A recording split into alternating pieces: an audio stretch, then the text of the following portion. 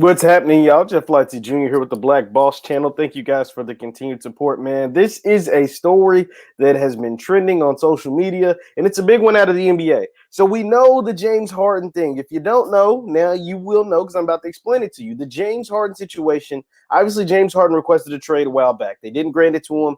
The Houston Rockets told him, hey, man, we willing to get ugly with this. And part of the reason why James Harden and Russell Westbrook, who they granted his trade request, and part of the reason why these guys requested a trade was because they didn't like what the owner was what stood for, right? A lot of players on the team didn't like that the owner was a Trump supporter. There was reports that came out, and it played a role in this. It played a factor in both of them wanting out. Not to mention that they didn't want to play with each other. That they like each other as friends. They're still friends, good friends, been friends since they were teenagers. But they didn't like the style of play when they were on the court together. And then we saw the mass exodus. D'Antoni was out. He's put out. Daryl Morey, the GM, was put out. So the head coach, GM gone. The two stars went out. They get rid of Westbrook, bring in John Wall, and now James Harden is left. And James Harden still is standing strong on not wanting to play for the Rockets this year. The Rockets said, to hell with you. We're going to keep you because we just can't get equal trade value in sending you out. So that is the story behind the Houston Rockets. So what James Harden does when his team is reported for camp, right? Like they're practicing, they had a preseason game, like they're getting ready to play. James Harden is out partying. First he goes to the little baby's birthday party, gives him $100,000 a Richard Mille watch in a Prada bag, like, and he's shown at the parties, clubbing, whatever, no face mask, no nothing. You know, the NBA is real strict about that kind of stuff. So he doesn't go. So then he takes a jet from Atlanta and little baby's birthday party and goes out to Vegas and parties and throws some, makes it rain in the strip clubs out in Vegas and partying and living life. And then he finally reports to Houston. But during the midst of all this, his head coach, well, the coach of the Houston Rockets, I don't know how much longer he's going to be James Harden's head coach, Stephen Silas, who was their first-year head coach. He's a black man, and he's got to answer these questions like, where the hell's your star at? And he's like, man, I don't know. At this point, it's annoying, and they're getting tired of it. He didn't know where James Harden was at. But Twitter, of course, will find out because he's out partying, making it rain in Vegas and in Atlanta. So fast forward to some people that have take problem with what James Harden did, and that is Steven Jackson. That's where Steven Jackson comes in. We all know Steven Jackson played in the NBA like 15 years, won a championship. He's really into social justice. He's really into black advocacy. Steven Jackson is B1 all day, every day. Steven Jackson is for black people. He might not always have the best approach, right? Like for whatever reason, people will call him controversial, whatever, but he's black first, man. That's all that matters. And that's what matters to me. And that's what should matter to you. The fact that Stack 5, Stack Jack, Steven Jackson, and Matt Barnes, shout out to Matt Barnes, but really Steven Jackson is black first. And he's going to keep it all the way 100 with you. He's not going to sugarcoat anything. He's going to give it to you raw and uncut and just how he feels. And he's never been one to hold his tongue. So this is Stack 5, Steven Jackson, host of All the Smoke podcast, NBA champion, played in the NBA for like 15 years. This is him and his comments, because you got to remember, Steven Jackson played in the league, right? Steven Jackson is coming from a person who played in the league, who had success in the league. He was a successful player, played 15 years. This was his thoughts on James Harden and what he's doing to not just to the Houston Rockets, but to the black head coach, the first-year black head coach. We know black men don't get a lot of chances at head coaches in the NBA, but this is Stack 5's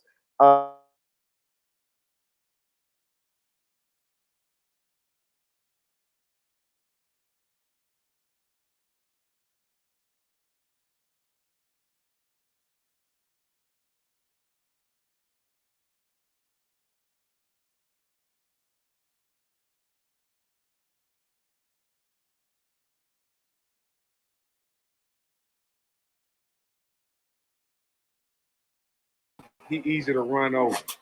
So James is trying to continue to be around close to D'Antoni so he can't be held accountable. And then again, what type of dude is you? The Rockets finally get a young black coach. A young black coach get an opportunity, and you don't want to show up to camp.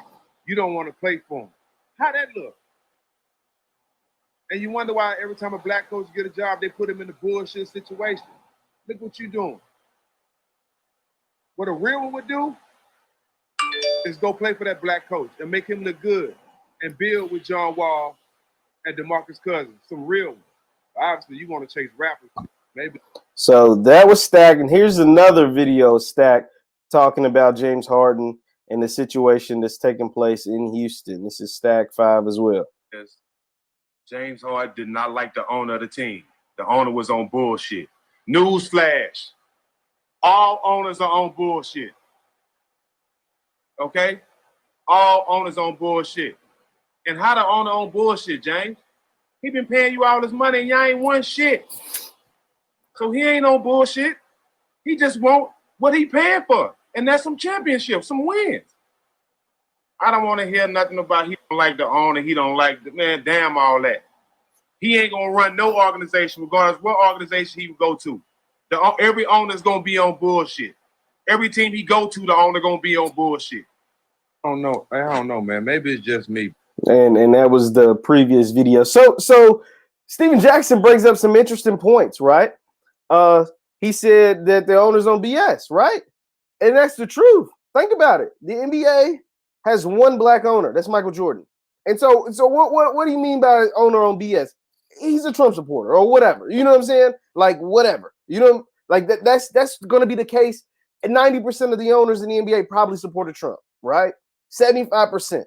So it didn't matter. Stack's saying it don't matter what team you go for, whether he supports Trump or he's a Republican or he don't really care about the Black Lives Matter movement. It's going to be like that most of the teams you go to. Most of the teams you go to is going to be like that. Not only that,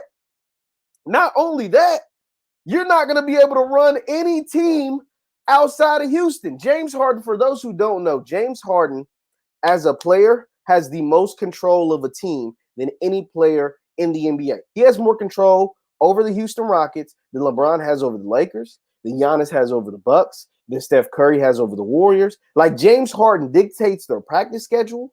James Harden chooses what they do, chooses what takes place, chooses when he wants to show up clearly. Like that's the known around the NBA. And so that's just the case. Now, in Stacks, what Stack goes on to say is like, man, you should be wanting to help this young black brother, right? Because now what he's saying by chasing D'Antoni, James Harden, originally it was reported that he wanted to go play for Brooklyn. D'Antoni is now on the Brooklyn Nets staff. And so he wants to go play there, try to win a championship. Now, it's two sides to this coin, right? Like I can't just be all on Stack's side, but Stack makes some very good points. It's like, man, even if you want, here's my thing. The Stack saying you should go want to play for the young black coach, play with John Wall, Boogie, and all that. And I get it. I get what he said. I also can understand James Harden wanting a trade, right? Like Boogie and John Wall ain't gonna win you a championship.